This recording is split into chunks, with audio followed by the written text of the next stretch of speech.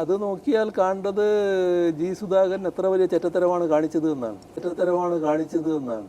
പക്ഷേ പരനാറിയായാൽ എങ്ങനെ പറയാതിരിക്കുമെന്ന പ്രശ്നം വേറെ കിടക്കുക. അദ്ദേഹം ആരെയാണ് പുച്ഛിക്കുന്നത്, ആരെയാണ് പരിഹസിക്കുന്നത്? അദ്ദേഹം പുച്ഛിക്കുന്നത് പരിഹസിക്കുന്നത് ദരിദ്രരെയാണ്, ദരിദ്ര നാരായണന്മാരെയാണ്. പട്ടി തെണ്ടി കള്ളയവരാതി തറനാറി നായിന്റെ മക്കളെ. നല്ല നമസ്കാരം. ചെറ്റത്തരം, കോമാളി തുടങ്ങിയ പരാമർശങ്ങൾ നാം കേട്ടുകഴിഞ്ഞു. ഇനി എന്തൊക്കെ വരും? ഇന്ന് പത്രികാ സമർപ്പണം പൂർത്തിയായി, പ്രചാരണം കൊഴുക്കുന്നു. വളരെ കുറച്ച് ദിവസങ്ങളേ ഉള്ളൂ. അതിനിടയിലാണ് ചെറ്റത്തരം, കോമാളി പോലെയുള്ള പ്രയോഗങ്ങൾ നമുക്ക് മുന്നിലേക്ക് വരുന്നത്. ഇത് പരാജയ ഭീതിയിൽ നിന്ന് വരുന്നതാണോ, എതിരാളിയെ എങ്ങനെയും ഒതുക്കണമെന്ന ചിന്തയിൽ നിന്ന് വരുന്നതാണോ?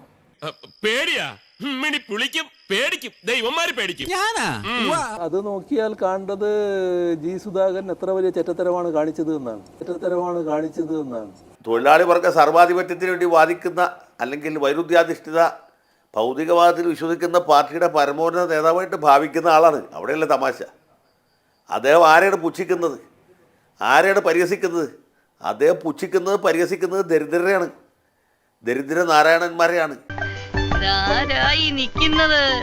അന്തസ്സുള്ള കുടുംബത്തിൽ പിറന്നവനും ആഭിജാത്യമുള്ളവനും പരമസുന്ദരനും ലോകിക ചെറ്റിയെ കുടുംബത്തിൽ കയറ്റാൻ കൊള്ളാത്തവനുമായി നിൽക്കുന്നത്.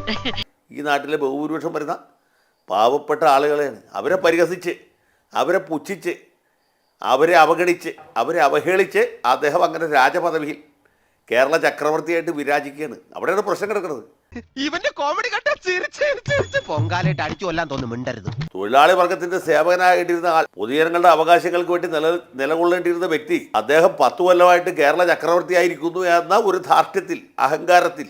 വിജയ, നിനക്ക് അഹങ്കാരം വളരെ കൂടുതലാണ്. അയ്യോ, ഞാൻ ഒരു പാവല്ല. അദ്ദേഹം ഈ നാട്ടിലെ ദരിദ്രരായ ആളുകളെ, ദാരിദ്ര്യത്തിൽ ജനിച്ച് ദാരിദ്ര്യത്തിൽ കഴിയുന്ന ആളുകളെ, അല്ലെങ്കിൽ നിസ്വാർത്ഥരായ പൊതുപ്രവർത്തകരെ, എത്രയോ കൊല്ലം അദ്ദേഹത്തിന്റെ സഹപ്രവർത്തകനായിരുന്ന ആളെ, അദ്ദേഹത്തിന്റെ മന്ത്രിസഭയിൽ 5 കൊല്ലം മന്ത്രിയായിരുന്ന ആളല്ലേ, 10 കൊല്ലത്തിനിടയ്ക്ക് 10 പൈസ അഴിമതി നടത്താത്ത ഒരാളെയാണ് അദ്ദേഹം ആക്ഷേപിക്കുന്നത്. ഈ ചെറ്റത്തരം എന്ന വാക്ക് തന്നെ നമ്മുടെ മുഖ്യമന്ത്രിയുടെ ഒരു സാംസ്കാരിക നിലവാരം അനുസരിച്ച് നോക്കുമ്പോൾ താരതമ്യേന മിതമായ അല്ലെങ്കിൽ സഭ്യമായ ഒരു പ്രയോഗമാണ്. അദ്ദേഹത്തിന്റെ പഴയ പരനാറി പ്രസംഗം ഓർമ്മയില്ല. തെരഞ്ഞെടുപ്പ് രംഗത്തൊക്കെ ഒരു പൊതു പ്രചരണത്തിൽ പാലിക്കുന്നൊരു മര്യാദയുണ്ട്. അത് ഈ സ്ഥാനാർത്ഥികളെയൊക്കെ വ്യക്തിപരമായി പറയാന്ന് പറയുന്നത് ഒരു സാധാരണ സ്വീകരിക്കുന്ന ഒരു രീതിയല്ല. പക്ഷേ പരനാറിയായാൽ എങ്ങനെ പറയാതിരിക്കുമെന്ന പ്രശ്നം വേറെ കിടക്കുക. അയ്യേ, എന്തൊരു വൃത്തിയുടെ ലാംഗ്വേജ് അത് കൺട്രിമാൻ. ഈ വായുണ്ടല്ലോ അങ്ങനെ ഭക്ഷണം കഴിക്കുന്നത്. Too bad country people.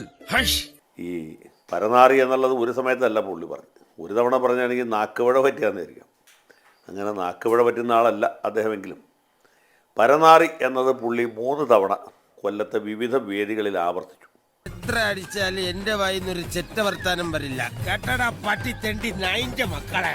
ഇത് ഇദ്ദേഹം ഇങ്ങനെ പ്രേമേന്ദ്രനെ സംബന്ധിച്ച് പരനാറി എന്ന പരാമർശം നടത്തി എന്ന് നിങ്ങളുടെ സ്റ്റുഡിയോയിലിരിക്കുന്ന ആങ്കർ പറഞ്ഞപ്പോൾ ഞാൻ പറഞ്ഞു, അദ്ദേഹം വളരെ വ്യക്തമായ ഉദ്ദേശത്തോടും കരുതലോടും കൂടി ചെയ്തതാണ്.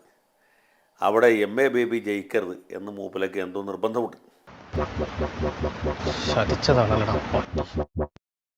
അതുകൊണ്ട് ഇതുപോലെ ഒരു പ്രയോഗം കൊല്ലത്ത് വന്ന് നടത്തിയതാണ്. കൊല്ലത്തെ പ്രബുദ്ധരായ വോട്ടർമാർ ഇത് കേൾക്കുമ്പോൾ പ്രകോപിതരാകും. അവർ ബേബിയെ നിശേഷം പരാജയപ്പെടുത്തും. ബേബിയുടെ പരാജയമാണ് പിണറായി വിജയൻ ആഗ്രഹിക്കുന്നത്. അതാണ് സംഭവിക്കാൻ പോകുന്നത്.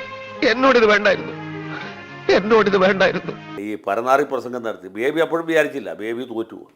പക്ഷെ വോട്ടെണ്ണി കഴിഞ്ഞപ്പോൾ നമുക്കറിയാം 30,000-ൽ പരം വോട്ടുകൾക്ക് MA ബേബിയോടെ പരാജയപ്പെടുന്നത്. അല്ലാതെ ബേബി തോൽക്കില്ല. എല്ലാ സാഹചര്യങ്ങളും ബേബിക്ക് അനുകൂലമായി നിൽക്കുമ്പോഴാണ് ഒരു കാര്യവുമില്ലാതെ ഇദ്ദേഹം അവിടെ പോയി ഇങ്ങനെ പരാമർശിച്ചത്. അങ്ങനെയാണ് സംഗതിയുടെ കിടപ്പ്. പിന്നെ പിണറായി വിജയൻ 3 സമയത്ത് പറഞ്ഞുള്ളൂ. പക്ഷേ അദ്ദേഹത്തിൻ്റെ ഈ ഭൂതഗണങ്ങളുണ്ട്. ഇപ്പോഴും നിങ്ങൾ യൂട്യൂബിലൊക്കെ കാണാം. ചിന്താ ജെറോമിൻ്റെ പ്രസംഗം. ഒരു പരനാറിയെ പിന്നെ പരനാറി എന്നല്ലാതെ പുണ്യാളച്ചോ എന്ന് വിളിക്കാൻ പറ്റുമോ എന്ന് അവർ ചോദിക്കുന്നത്. ഇതൊക്കെ ആളുകൾ കണ്ടുകൊണ്ടിരിക്കുകയാണ്. ഇത് കാണുന്നവരെല്ലാവരും ഇവരുടെ ബുദ്ധി നിലവാരം, ഇവരുടെ സംസ്കാര നിലവാരമുള്ളവരല്ല. അവിടെയാണ് പ്രശ്നം. എന്തരാണെന്ന് അറിഞ്ഞൂടാ. മുഖത്ത് നിറച്ച് വിനയം വാരിത്തേച്ച് വച്ചാലും ഇടയ്ക്കിടയ്ക്ക് ഉള്ളിക്കിടക്കണ ഫ്രാഡുകൾ പുറത്തോട്ട് തള്ളി കയറി വരും. ഇപ്പോൾ ജി സുധാകരൻ്റെ കാര്യത്തിൽ ചെറ്റത്തരം എന്ന് അത് നോക്കിയാൽ കാണേണ്ടത് ജി സുധാകരൻ എത്ര വലിയ ചെറ്റത്തരമാണ് കാണിച്ചത് എന്നാണ്. അതിന് അദ്ദേഹം കൃത്യമായിട്ട് മറുപടി കൊടുത്തിട്ടുണ്ട്. അദ്ദേഹത്തിൻ്റെ വീട്ടിലെ സാഹചര്യങ്ങളൊക്കെ വളരെ ശോചനീയമായിരുന്നു. ആ ഒരു ഓലമേഞ്ഞ വീട്ടിലാണ് അദ്ദേഹം താമസിച്ചത്. നിലം ചാണകം മെഴുകിയതായിരുന്നു, ഭിത്തി മൺകട്ട കൊണ്ടുണ്ടാക്കി. അങ്ങനത്തെ ഒരു വീട്ടിലാണ് ഞാൻ 18 വയസ്സ് വരെ ജീവിച്ചത് എന്ന് സുധാകരൻ പറഞ്ഞിട്ടുണ്ട്. അദ്ദേഹം താമസിച്ചിരുന്ന വീട് ആ തൂക്കുകുളം എന്നുള്ള സ്ഥലത്താണ്. SD കോളേജ് കഴിഞ്ഞ് കുറച്ചും കൂടി തെക്കോട്ട് പോകണം. ഒരു സാധാരണ വീടാണ്, യാതൊരു ആർഭാടമില്ലാത്തൊരു വീട്. അപ്പോൾ അങ്ങനെ നിരാർഭാടമായിട്ട് അനാർഭാടമായിട്ട് ജീവിച്ചിരുന്ന ആളാണ് സുധാകരൻ. അദ്ദേഹത്തെയാണ് ഈ ചെറ്റത്തരം എന്ന രീതിയിലൊക്കെ പറയുന്നത്. എവനെ ഒന്നും പറഞ്ഞിട്ട് കാര്യമില്ല. തറവാട്ട് മഹിമ എന്ന് പറഞ്ഞ സാധനമുണ്ട്. അതൊന്നും ഇവന്റെ പടിവാളന്റെ 5 അയലോത്ര പോയിട്ട് എന്ത് ചെയ്യാനാടാ, ഞാൻ ഇങ്ങനൊരു ദുരന്തനായി പോയി. ഇദ്ദേഹത്തെ പോലെ രാജകുടുംബത്തിൽ ജനിച്ചവരല്ലോ എല്ലാവരും. അങ്ങനെ കുഴപ്പമില്ല.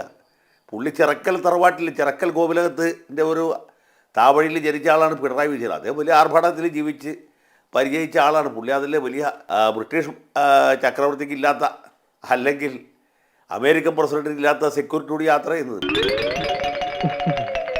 പുള്ളിക്ക് ജീവാഭയം ഉണ്ടായിട്ടൊന്നുമല്ല. പുള്ളി അങ്ങനെ പ്രതാപത്തിൽ ജീവിച്ച് ശീലിച്ചു പോയി. അപ്പോൾ ആ പ്രതാപത്തിൽ ജീവിക്കാത്ത എല്ലാവരും ചെറ്റകളാണ്, ചെറ്റത്തരമാണെന്നൊക്കെയാണ് പുള്ളി ധരിച്ചിട്ടുള്ളത്. അതുകൊണ്ടാണ് അതങ്ങനെ അല്പന ഐശ്വര്യം കിട്ടി അർദ്ധരാത്രിക്ക് കൊട പിടിക്കുപോലെ. ഏതായാലും കുറച്ച് ദിവസം കൂടി മതിയല്ലോ വിനു. 2 ആഴ്ച 3 ആഴ്ച കഴിഞ്ഞാൽ കഴിഞ്ഞല്ലോ. അത് കഴിഞ്ഞാൽ പിന്നെ പ്രശ്നമില്ലല്ലോ.